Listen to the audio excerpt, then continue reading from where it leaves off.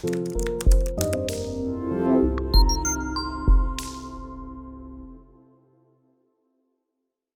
test, security plus, and others. CIS is a good question. CISSP is not super technical in my opinion. Super technical, and let me just define what I mean by super technical.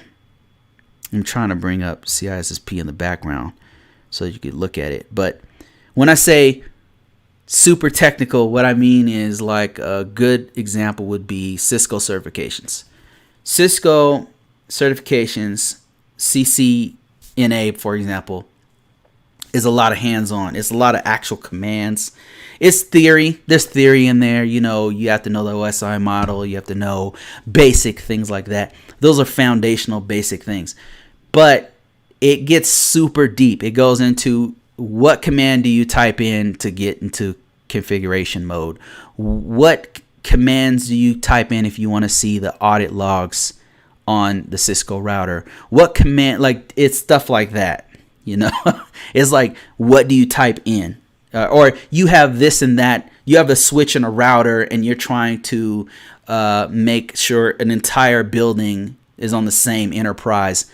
What device do you need? What settings do you need? What kind of trunking do you need to make this happen? It's stuff like, it's very in the weeds. That's technical. When I say technical, that's what I mean. You won't have stuff like that in CISSP, because it's the thing about CISSP and Security Plus, and what was the other one?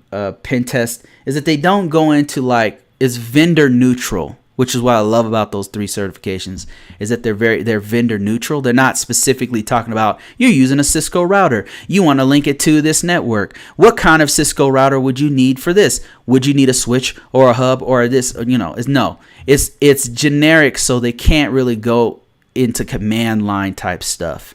It's technical in that you need to have a solid foundation, technical enough to understand what they're asking. Because one thing I will say is the questions are a bit deceptive, not deceptive. The questions are, the answers are what really got me. I passed it the first time I went, and it's not bragging rights or anything, but I really studied my ass off for it. I really studied my ass off. Like, if I was to sit here and say I studied for an hour, and then I went in and took it, yeah, you could say, wow, Bruce is super, you know. That's not me. I have to study my ass off, and that's exactly what I did. Like I said, I broke it apart for a year, and then I took the Security Plus first. Then I took the CISSP. And the comparison is that both of them are not command line technical. So they're not going to specifically address issues that you would have in a Windows server environment but what they'll do is they'll ask questions that are generic but technical, in that you have to understand the foundations of the technology that they're talking about. You'd have to know things like the difference between a switch and a router. That's the kind of technical I'm talking about. But is it hard? Yeah, it's very hard. It's hard because the answers, what they'll do is they'll give you 4 choices. 2 of them, you'll be able to immediately say, okay, these 2 are nonsense. They don't make any sense. If you studied, you'll be able to knock out 2 of them. But then there'll be 2 answers that are very similar. And I would spend 5 to 10 minutes on those 2 answers. And I'd be like, oh my God. And sometimes it's like, which one? They're both right, but one is more right than the other. That's where they get you. So I don't really have an advice on that, but I hope that answers your question. You said, how technical is CISSP? I would say it's more technical than the Security Plus. I've never taken this Pen Plus, so I don't know. But it's more technical in that it has more domains. Let me see if I can give you an example of what I mean by that. It covers way more ground than the Security Plus, and in that way, I would say it's more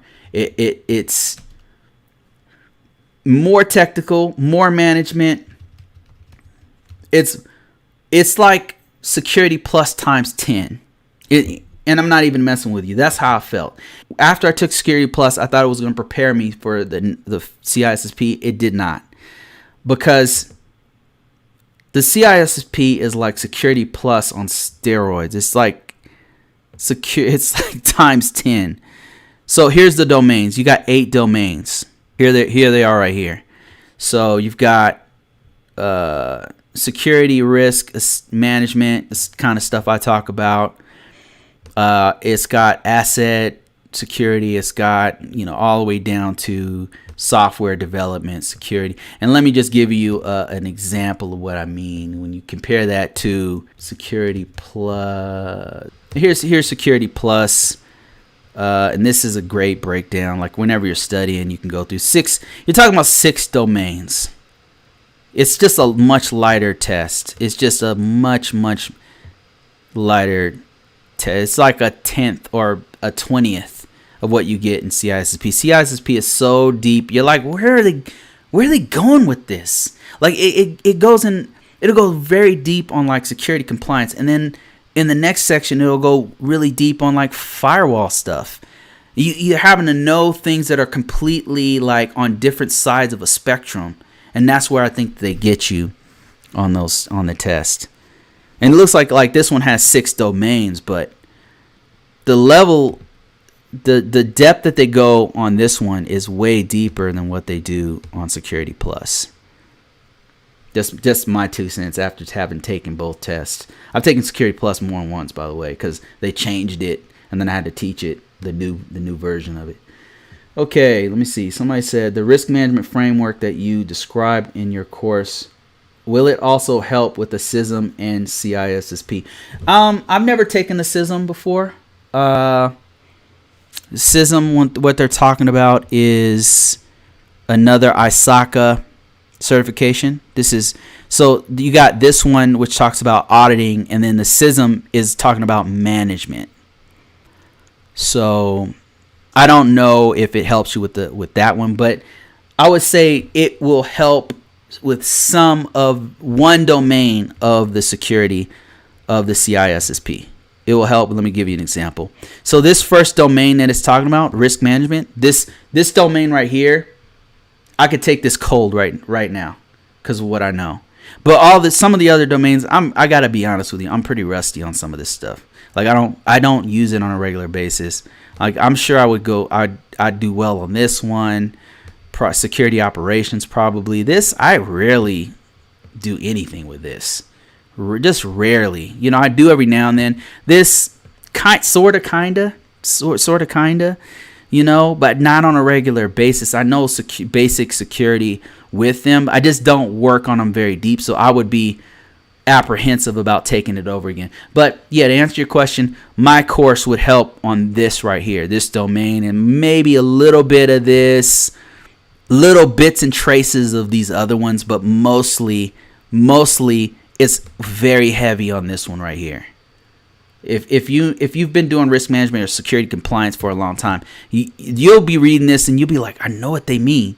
And then what I mean by that is that the questions that they're answering are so, the way they answer the questions is like, even as a native English speaker, I have to read it 10 times to understand it because the language they're using is like, what?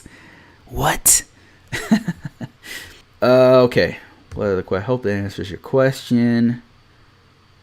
Let me see. The adaptive security test is only in English. The minimum number of questions you'll see is 100. And then he says, no one says, in the computer-based adaptive test, you can't skip forward or backwards on questions. You have to answer the question on the screen and are not allowed to go back. Oh my God, it's a nightmare. Because what I'll do is I'll skip tests. I have a lot of anxiety on tests and I second guess myself. And so I'll mark it and skip it and keep going. And then I'll come back. And sometimes like what advantage that gives you is time to think about it, time for it to marinate in your subconscious, and then it just comes to you. And sometimes like as you're going through a linear test, some of the questions and answers will answer previous questions and answers. You know what I mean? It's like puzzle pieces. There's a missing puzzle piece here. You come back to it because this one, you find the puzzle piece here. You go back, boom, put it in there. So the adaptive tests, my God, they kill me, man. Let me see. No one said, oh, Navi, how you doing? Navi 2000 says, CISSP is less technical but very broad. Oh my God, yes, there you go right there. It's so broad. It's so broad. You need to know the tech and the risk management areas. Yeah, it doesn't just talk about the technical aspects, right? And it doesn't go super deep on technical, but it thing is, it's so broad that you're having to cover so much area. It reminds me of like a warehouse. Like it's like the knowledge is like CIS, the CCNA, security, like the technical certifications that you take are like, they're very narrow and deep. It's like a giant cup of water that's like very narrow but very deep, you know, like really deep knowledge in one area. The CISSP is like a warehouse that has 3 inches of water throughout the entire 50,000 square foot floor. It's like, it's so much information, and that's kind of where they got me. You know, that's why it was hard for me, because it's so much information. It's very broad, but it's not very deep, technically speaking.